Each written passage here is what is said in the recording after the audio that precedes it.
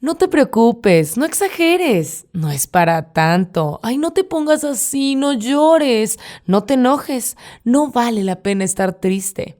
Hola, bienvenidos, yo soy Fernanda Martín y este es otro episodio de mi podcast con un tema que, me encanta y puede ser que sea lo que necesitabas escuchar para poder entender un poquito de los nudos que de repente se nos hacen en la cabeza y en el corazón. Muchos de nosotros hemos escuchado este tipo de frases, ¿no? O las hemos dicho nosotros mismos para poder querer hacer sentir mejor a alguien que queremos y que nos importa, ¿no? Siempre que buscas tratar de librar a alguien de algún dolor, le puedes decir alguna de este tipo de frases. Ay, no llores, no te preocupes, no estés triste, no te enojes. Y el objetivo sí es intentar hacer sentir mejor. El objetivo y la intención es ayudarte a salir de ese momento negativo. Pero vamos a ser muy honestos. Cuando eres tú quien escucha estas frases, ¿realmente te sirven? O sea, estás súper triste, se te acaba de caer el universo y de repente llega alguien y te dice, oye, ya supéralo. Es como, gran plan, no se me había ocurrido, lo voy a poner en práctica. La realidad es que no, son herramientas poco funcionales. De hecho, ni siquiera son herramientas, son como querer usar un comodín cuando no se puede. Necesitas aprender a controlar tus emociones. Levanta la mano quien ha escuchado esa frase. Bueno, no, si van manejando, por favor, no levanten las manos, por favor, las dos manos al volante. Levanten la mano metafórica. Si alguna vez han escuchado la frase, necesitas aprender a controlar tus emociones. Bueno, pues la primera vez que yo escuché esto, no sé, creo que tenía como 7 años y estaba llorando por alguna razón y fueron las palabras que algún adulto que estaba cerca de mí utilizó buscando tranquilizarme.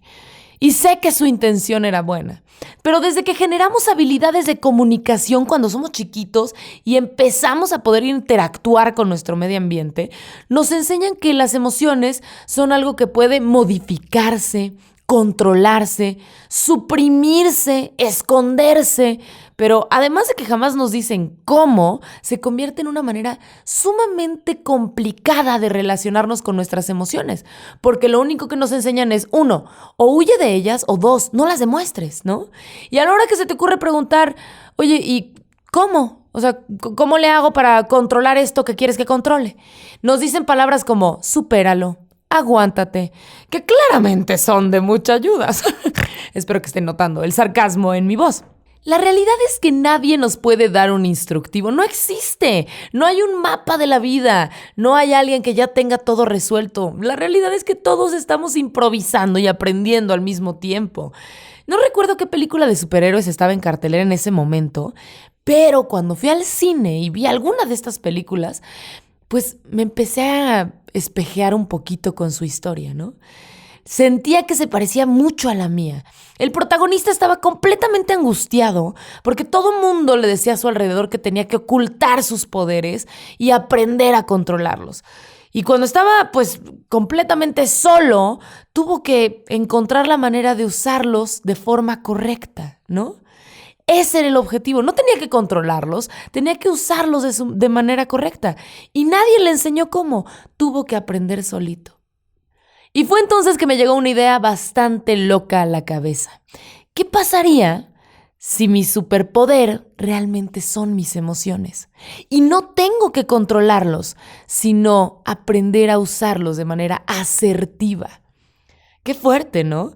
Cuando me di cuenta de esto, empecé a descubrir un poquito más alrededor de lo que las emociones hacen por ti y no te hacen. Las emociones no nos pasan, vienen a nosotros para enseñarnos algo muy importante. Al final son una herramienta muy valiosa para la evolución de los seres humanos. De hecho, no sé si fue Darwin o Newton. No, creo que Newton no fue. De hecho, creo que sí fue Darwin. Pues el padre de la evolución. Bueno, ya, el chiste no es evidenciar qué tan conocedora o no soy de la historia, pero por ahí leí en algún lado que creo que fue Darwin el que dijo que sin las emociones los seres humanos no hubiéramos podido evolucionar, ¿no? Porque las emociones son ese impulso interno que nos altera por completo y no lo podemos detener. Son lo que nos hace sentir bien, pero también nos incomoda. Nos obliga a movernos, a seguir avanzando, a cambiar. Vincent Van Gogh, también creo, pero es que no les puedo dar la fuente, así como lo dijo un martes a las 5 de la tarde, no sé. Son cosas que encuentro en internet, ¿ok? Si les funciona, úsenlo, si no, tírenlo a la basura. Pero se supone que Vincent Van Gogh decía que las emociones son nuestros grandes capitanes de vida y que las vamos a obedecer aún sin darnos cuenta. Y ahí entro yo a pensar, bueno, y si es así, ¿por qué no llevarnos bien con el capitán y remar hacia el mismo lugar? El miedo, la tristeza, la felicidad, la sorpresa, el rechazo, el asco o la aversión y la ira tienen funciones, muy importantes en nuestra vida. Estas son las emociones básicas, según Daniel Goleman, que es el escritor de inteligencia emocional. Yo a él lo conocí, bueno, no a él físicamente, ¿va? O sea, sus escritos los conocí cuando empecé a ir a terapia y a talleres de inteligencia emocional. Y la realidad es que estas emociones juegan un papel trascendental en tu desarrollo y en tu crecimiento personal. Es hora de que aceptemos la irrefutable verdad de que jamás las vamos a poder controlar. Siempre se van a manifestar de una forma o de otra. Es hora de abrazar la idea de que son nuestro superpoder oculto y que una vez que aprendamos a usarlas, vamos a ser mucho más libres y felices que nunca. Oye, tengo algo que decirte. Está bien sentir lo que sientes. Todas las emociones que experimentas son válidas. No siempre tienen sentido, pero son válidas. Casi todas las veces que alguien nos dice, no llores, no te enojes o no exageres, sí, lo que están tratando de hacer es ayudar, ¿no? Y aliviarnos ese dolor y esa pena que saben que estás experimentando. Pero la realidad también es que como ellos tampoco tienen un manejo asertivo de su emoción, ¿cómo van a poder lidiar con la nuestra, no? Ay, estás triste y yo no sé ni cómo manejar mi tristeza. ¿Cómo voy a ayudarte a manejar la tuya? Mejor la invalido, te digo que no llores y todos estamos más cómodos. A veces eso es lo que nos sucede como adultos y hay que pensarlo, ¿no? Nadie le va a decir a un niño, oye, ya no sonrías tanto, estás muy alegre, ¿no? Porque la alegría es una emoción que es más cómoda, la conocemos y entonces como adulto dices, híjole, qué padre, si este niño está alegre, puedo compartir y sé qué hacer con esa emoción. Pero cuando un niño está triste y yo no he resuelto el cómo lidiar con mi tristeza, va a ser más difícil que le ayude a un niño que tiene menos inteligencia emocional desarrollada a lidiar con su tristeza si yo pues no tengo ni idea de qué hacer con la mía, ¿verdad? Entonces es donde empezamos nosotros a romper esos patrones para poder regular de mejor manera nuestras emociones, usarlas de manera asertiva y entonces a la gente a la que llegue a nosotros con las suyas, les vamos a poder también brindar un mejor apoyo, ¿no? Cuando se dispara una emoción, contamos con varios recursos para elegir cómo responder a ella. Pero bueno, creo que esa es otra historia, ¿no? La idea es empezar planteándonos, ¿qué es una emoción? Las emociones son mensajeras. ¿Pero cómo mensajeras? ¿Mensajeras de qué? ¿No? Bueno, esto es por fines prácticos. No tengo un diploma en neurociencia y psicología, pero también les platico que a mí me funciona pensarlo así. Dicen que la mente tiene un 98% inconsciente y un 2% consciente, que lo vimos cuando hablábamos acerca de las creencias, ¿no? ¿Se acuerdan de todo esto que pasa en el inconsciente? 98%. Nosotros solo tenemos idea de lo que pasa en el 2%. O sea, si fuera un edificio, nosotros estamos viviendo en el lobby y en el baño. Y 98 pisos arriba estamos a oscuras. No tenemos ni idea de qué hay ahí. Y ahí, en ese 98% de nuestro inconsciente, también surgen necesidades. Hay un montón de procesos súper complejos que tienen necesidades. Imagínate si no lograran comunicarse con nosotros. Ellos encuentran la manera perfecta de comunicarse. Ese 98% encuentra la manera perfecta de solicitar que se satisfagan sus necesidades a través de emociones. Las emociones son mensajeras de necesidades que a veces tenemos hasta un nivel inconsciente y no podemos reconocer. Normalmente son consecuencia de algún detonador, ¿no? O sea, algo las provoca. Un evento, una circunstancia, una persona, un comentario. Puede ser más sutil. Una canción, ¿no? Una imagen, un aroma, una postura de nuestro cuerpo que nos hace sentir de cierta manera, que nos recuerda a algo y nos lleva a una emoción.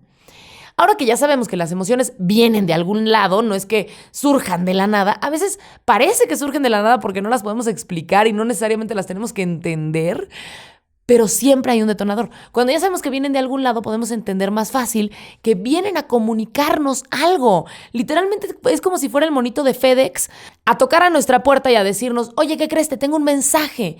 Hay esta necesidad, necesitamos cubrirla. También tienen que ser satisfechas esas necesidades, porque cuando no se satisfacen es cuando estamos en esta montaña rusa de emociones espantosa, ¿no? Y que al final todo el mundo le encanta decir esa frase de, la vida es una montaña rusa. Oye, no. Si la vida fuera una montaña rusa, qué cansado. Imagínate vivir en una montaña rusa. O sea, yo viviría vomitando. Porque cada vez que subes ya sabes que vas a bajar y cada vez que bajas ya sabes que vas a volver a subir y no puedes disfrutar ni siquiera la subida porque ya traes la garganta, los pies, porque ya sabes que vas a vomitar en cualquier segundo. No. Yo creo que la vida no tiene que ser esta volatilidad con la que se nos presenta desde chicos. Es que la vida es así, ¿no? Entonces hay que aprender a escuchar los mensajes que tienen para nosotros nuestras emociones. Ahora, tampoco se trata de decir que vivimos a merced de ellas, ¿no? Y como les decía desde hace rato, las emociones no nos pasan. No es que seas tú víctima de tus emociones. Me topé con un artículo muy interesante que les decía que fue el que tuve que integrar al final a este tema, en donde hablaba una científica llamada Lisa Feldman de cómo la realidad es que nosotros vamos creando nuestras emociones a base de pequeñas predicciones que hacemos de las posibles sensaciones que pueden traer ciertas situaciones. No, ya parezco yo Arjona rimando. Pero bueno, todo esto yo no lo inventé, ¿ok? Es parte de esta investigación científica de Lisa Feldman. ¿Y qué significa? En primer lugar, no existen en nuestro cerebro los circuitos emocionales, o sea, no están ahí por naturaleza. No nacemos desde el vientre de nuestra madre con emociones. Cuando un bebé nace no se siente alegre. Lo que está sintiendo es una sensación placentera que después aprende a relacionar con la alegría, ¿ok? No forman parte de nuestro sistema, nosotros las vamos construyendo y lo ponemos ahí de acuerdo a nuestras experiencias y a nuestro contexto cultural. Cuando algo pasa en nuestra vida, imagínate que llega una situación completamente nueva, porque todas las situaciones siempre son nuevas, llega una situación y nuestro cerebro, ¿qué hace? Lo primero que hace es buscar en el archivero de experiencias pasadas, así de, oye, ¿y a qué se parece esto que tengo enfrente que yo ya he vivido en el pasado? No se pregunta, ¿qué es esto nuevo que me está sucediendo? No, a pesar de que todas las situaciones son nuevas, lo que está tratando de hacer siempre es vincularlo con algo ya conocido. Si no encuentra una experiencia a la cual pueda compararla, genera una mini predicción. Esto la verdad está muy interesante y espero no estarme revolviendo mucho, porque a mí me confundió un poco al principio. Pero tiene todo el sentido del mundo, porque si nos ponemos a analizar un poquito, las emociones no significan lo mismo en todas las partes del mundo, ¿no? La connotación de la tristeza, como se experimenta la tristeza en un lugar del mundo oriental, no es igual que en el mundo occidental, ¿no? Y por eso, de hecho, hay palabras, que ese es otro podcast que quiero preparar, que tienen diferentes connotaciones y hay emociones que tienen distintas palabras en diferentes partes del mundo, ¿no? Por ejemplo, en el continente asiático, la nostalgia tiene un peso muy grande, pero no es una nostalgia depresiva, no es una nostalgia de tristeza, es una nostalgia más vinculada con la añoranza y con la alegría. Entonces, la connotación viene del contexto cultural en el que nosotros aprendimos cómo era para nuestra mamá la tristeza, cómo era para nuestro papá el enojo, cómo era para nuestra hermana la alegría. Y de acuerdo a ese contexto vamos generando y construyendo nuestras emociones, ¿no? Si lo pensamos muy bien, lo podemos analizar. Un movimiento físico por sí solo, un cariño, así que alguien llegue y te toque. No, cariño no va porque ella tiene emoción. Bueno, no, así. Un roce de palma de tu mano con la otra palma de la mano.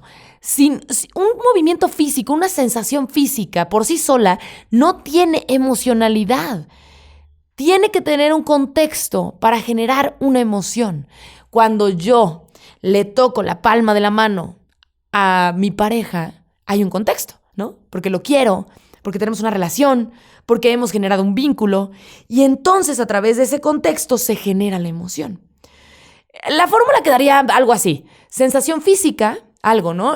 Llega, no sé, nos paramos alrededor. Ay, vaya, ya se me ocurrió. Acuérdense que este podcast es improvisado con ustedes y para ustedes y por mí y para mí. ¿Qué? Bueno, el punto era, llego y me paro al borde de un precipicio y de pronto llega una sensación física, ¿no? Se me dispara un sudor en las piernas y un temblor de manos y se me agita el corazón y me genera, presión en el pecho. Después de esa sensación física, mi cerebro lo que hace es buscar un contexto. ¿Cuándo he sentido algo así? Pues cuando estábamos al borde de la montaña rusa, ¿no? Cuando íbamos a caernos del árbol cuando éramos chiquitas. ¿Y qué emoción experimentamos en ese momento? Miedo. Entonces, ¿qué emoción traigo de mi caja de herramientas? Miedo, ¿ok? Y ahí es donde tenemos que ponernos a pensar de qué nos sirve entender que el contexto es tan importante. Y yo hacía este ejercicio en algún momento de un taller de cómo hablar en público, y yo hacía este ejercicio analizando cómo las sensaciones físicas del miedo y las sensaciones físicas de la emoción, de estar de estar emocionado de que ya quieres que pase algo, las sensaciones físicas pueden llegar a ser muy parecidas, ¿no?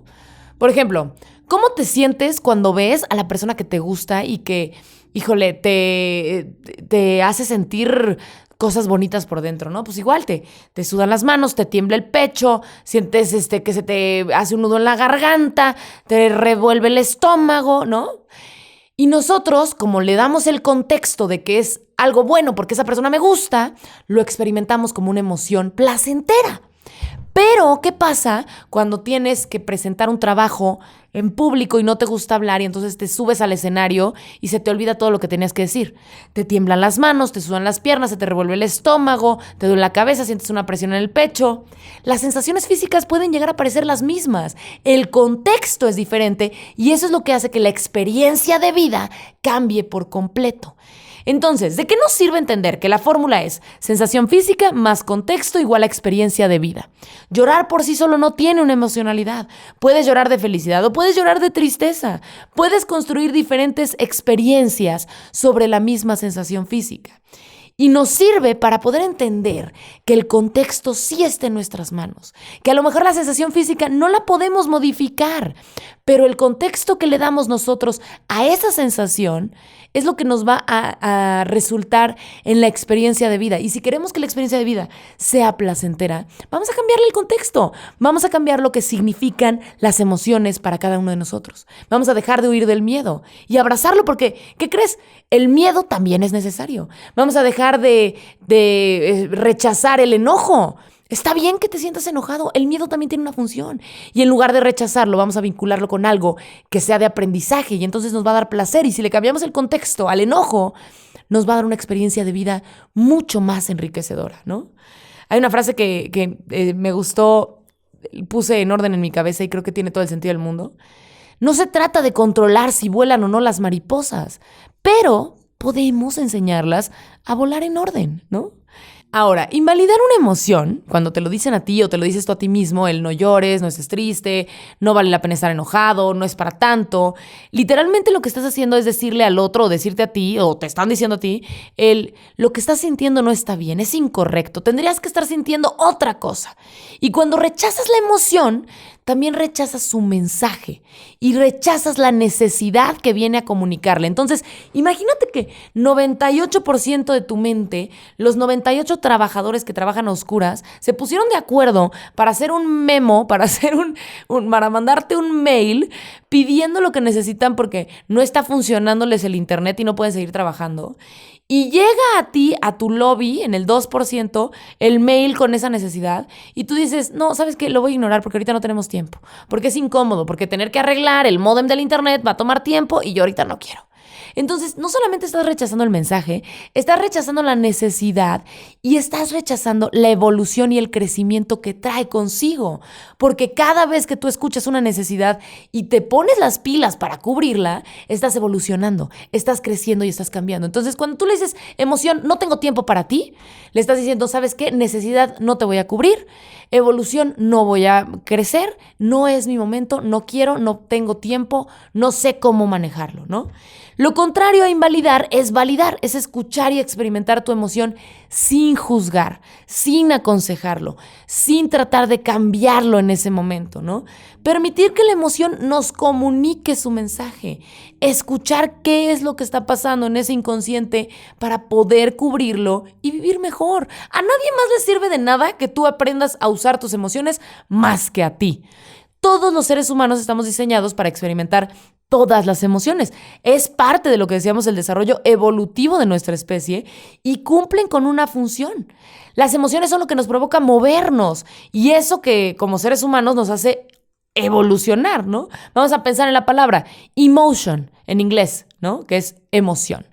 Emotion, si lo separas, te está hablando de movimiento, motion, moverte. Gracias a las emociones podemos crecer, cambiar y modificar o mejorar nuestra realidad. Entonces, por eso es que yo les llamo el superpoder, porque ya las traemos construidas por dentro.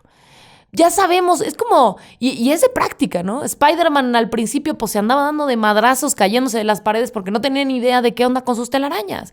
Igual nosotros, ahí vamos por la vida medio sobreviviendo y de repente pues descubrimos que tenemos ojos con rayo láser. Y si no lo usamos bien, pues vamos a andar quemando todo a nuestro alrededor. Pero si lo aprendemos a usar, nos puede ayudar a abrir muchas puertas. O latas de atún cuando no tengas un abrelatas, ¿no? Partimos de entender que ninguna emoción es mala. Cada una sirve para algo. Cada una trae un mensaje. No hay emociones malas y emociones buenas. Todas las emociones que sientes son buenas porque tienen algo que decirte y las tienes que sentir. No son racionales, a veces no tienen lógica, pero son igual de importantes. Y hay algunas emociones que tienen mala fama y por eso las rechazamos, ¿no? Lo que decíamos, nadie te va a decir, no sonrías, porque pues llorar tiene mala fama, está con nuestro contexto sociocultural, está relacionado con el fracaso, con el rechazo, con el aislamiento, con la soledad, con emociones que son muy displacenteras, ¿no? Displacenteras, que no se sienten rico, pero no significa que sean malas, ¿ok? Y es que justamente así es como funciona. Nos vienen a incomodar para poder crecer, porque acuérdate que detrás del crecimiento, detrás de la incomodidad es donde está el crecimiento. Vamos a hablar un poquito acerca de cada una de las emociones, por eso les dije que me iba a extender tantito, para poder tratarlas de reconocer en nuestro día a día, ¿no? Hablando primero, por ejemplo, de una que creo que es pues bastante conocida por todos, la tristeza. Vamos a hablar de la tristeza. ¿Cuándo llega la tristeza? La tristeza aparece cuando pensamos o sentimos que hemos perdido algo, ¿no?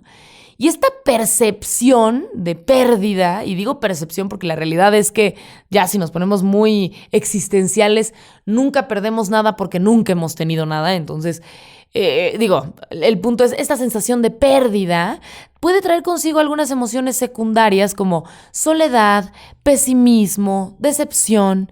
Y ahora, ¿cómo se siente físicamente la tristeza, no? Como una debilidad. Cuando estás triste, ¿qué te pasa? Sientes que no tienes fuerza, te quieres hacer bolita y llorar en tu cama y que nadie te hable en silencio, ¿no? Nos sentimos con ganas de hacernos bolita, de poner la cabeza entre los brazos y de como si fuéramos hacia adentro. Y justamente ese es el mensaje que trae la tristeza. La tristeza nos tiene el mensaje de ve hacia adentro, escúchate, genera momentos de silencio, espera, pausa, ten un espacio contigo, haz algo de introspección. Ese es el punto de la tristeza, reintegrarse a un nivel personal. Hay algo que necesitas escucharte a ti y no te estás poniendo atención. Bueno, y ahora hablemos del miedo, ¿no? ¿Cuándo aparece el miedo? El miedo aparece cuando sentimos que estamos en una situación de amenaza, de riesgo. Algo nos está haciendo sentir que estamos en peligro. Ahora, esta amenaza puede ser real o imaginaria. Puede ser realmente peligrosa, como saltar de un avión y pues tienes miedo, o puede ser desconocida, como enamorarse por primera vez. También da miedo, ¿no? Y puede traer emociones secundarias como inseguridad, incertidumbre, ansiedad. Y el miedo aparece a veces cuando te está persiguiendo el león o a veces cuando simplemente no sabemos tomar una decisión, ¿no? Ahora, ¿cómo se siente el miedo? Piensa en la última vez que alguien te asustó. Saltas, te quedas paralizado, ¿no? Te detiene algo, una fuerza te hace que te quedes completamente quieto y congelado. Evita que sigas adelante, ¿no? Provoca una pausa. ¿Qué te quiere decir el miedo con esto?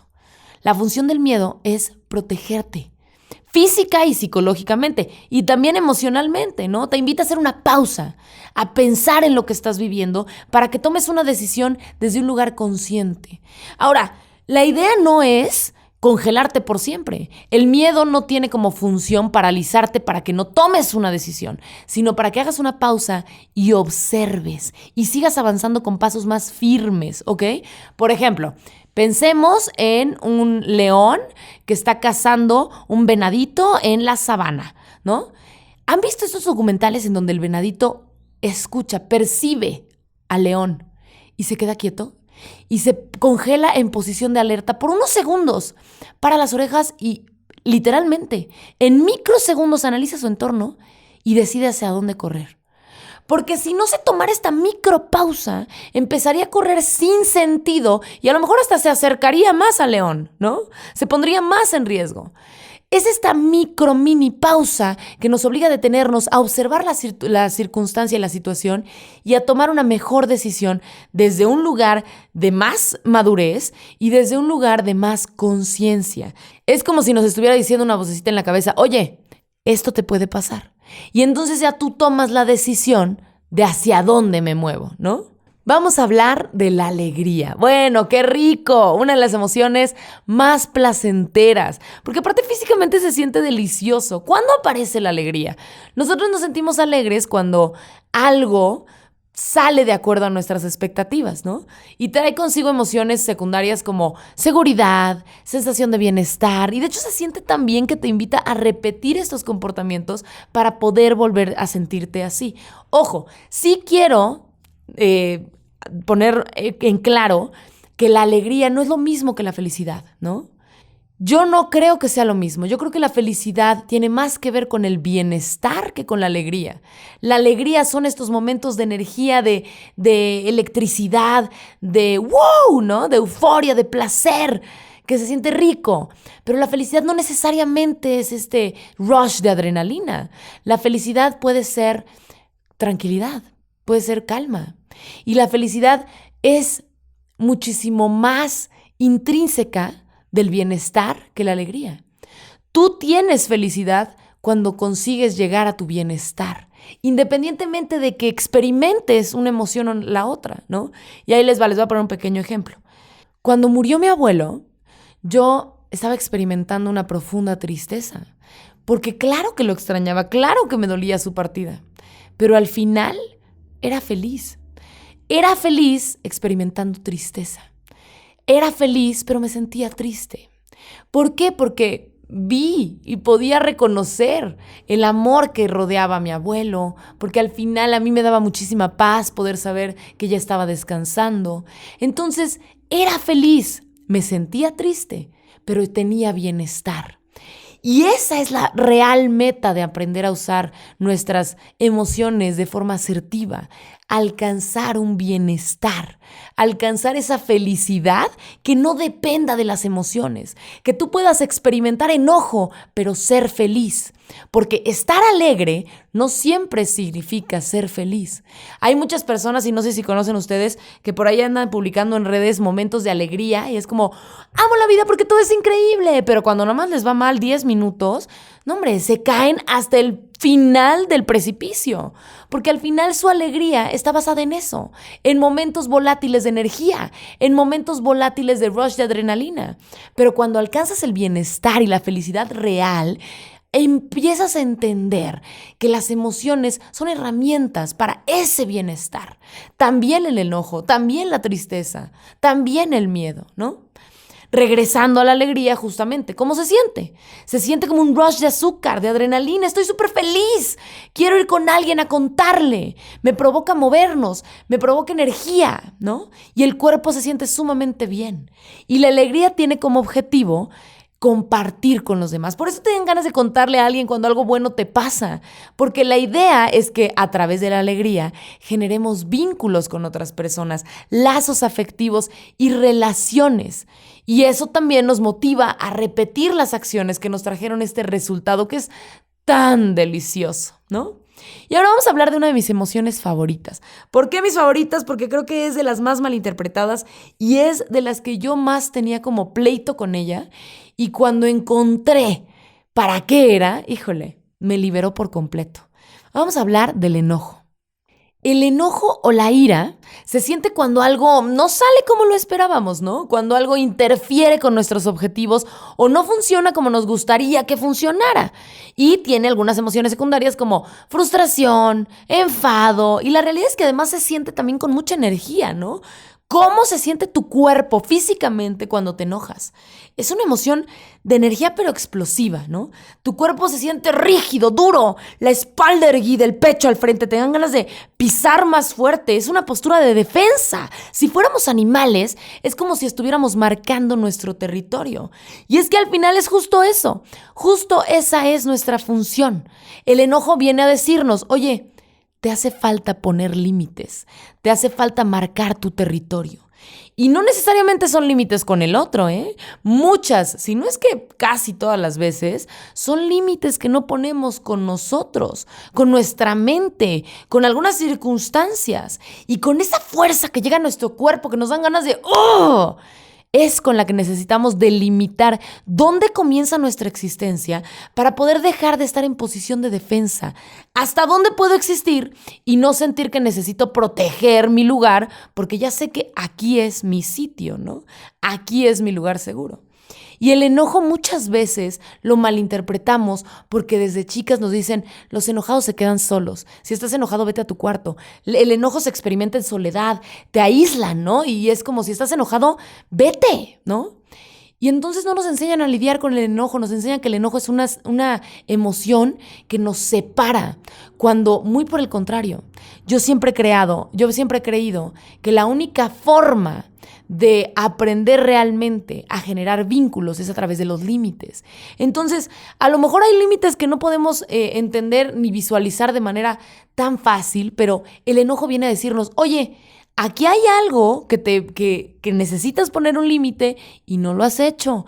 Y a lo mejor estás enojado contigo, estás enojado con las circunstancias, estás enojado contigo por permitir que el otro diga o que el otro haga, ¿no? Hay que aprender a usar el enojo de manera asertiva. Es mágico, ¿no? Vamos a hablar del asco. El asco es una emoción que yo creo que es muy fisiológica porque se experimenta cuando algo nos causa como rechazo natural, ya sabes, es como de esto, no. ¿Cómo se siente? Literalmente tu cuerpo te dice esto no va por aquí. O sea, aquí no puedo, ¿no? No sé si les ha pasado que alguna vez conocen a una persona que es buena persona, que a todo el mundo le cae bien, pero tú la conoces y es como, no puedo. O sea, hay algo adentro que no me deja hacer clic con esta persona. Y no es que vayan a decir, Fer Martín nos dijo que siento asco por las personas. No, pero es este sentimiento de rechazo. ¿Y para qué sirve? Nos sirve como una emoción de supervivencia. Nos protege de aquello que nuestra mente percibe como un potencial peligro, ¿no? Es como, de hecho, el asco está vinculado con, bueno, por eso no nos tomamos leche que está echada a perder, porque nos da asco y nos salva de morirnos intoxicados. Igual funciona en la parte emocional, ¿no? Y por eso creo que es importante conocer todas las emociones, reconocer en qué momentos del día me siento así, qué me hace sentir así, cuándo me siento alegre, qué me hace sentir enojado, cuándo me da miedo, cuándo siento enojo. Y entonces empezar a observar las circunstancias y el contexto que hay alrededor de estas experiencias alrededor de estas sensaciones para poder decidir qué experiencias de vida vamos a tener ahí, ¿no? Y entonces, yo ya me di cuenta que siempre que me estoy bañando me pongo de malas porque no me da tiempo. Entonces, ¿qué puedo hacer? Me voy a despertar más temprano, ¿no? Y empezar a generar planes de contingencia para usar estas emociones como lo que son, como mensajeros, y entonces cubrir esas necesidades. Y hay una palabra que creo que he repetido en varios podcasts, pero se las repito de nuevo. hay que aprender a usarlas de manera asertiva. La asertividad es el punto medio entre ser pasivo y ser agresivo. La asertividad es: yo escucho lo que dices, pero digo lo que quiero. Cuando alguien es pasivo, solamente escucho lo que dice el otro. Cuando alguien es agresivo, solamente digo lo que yo quiero, pero no te escucho. Cuando alguien es asertivo, aprende a escuchar, pero a decir lo que quiere. Y esa es la forma en la que nosotros tenemos que relacionarnos con nuestras emociones. Escucharlas, decir lo que nosotros queremos experimentar y poder llegar a ese punto medio. Justamente esa es la relación que tenemos que buscar con nuestras emociones. Entonces, ¿qué me dices? ¿A poco no te emociona aprender a usar este maravilloso superpoder? Y bueno, estas son nuestras emociones. Yo soy Fernanda Martín, los espero en otro episodio del podcast. Esto fue Un poquito de mí.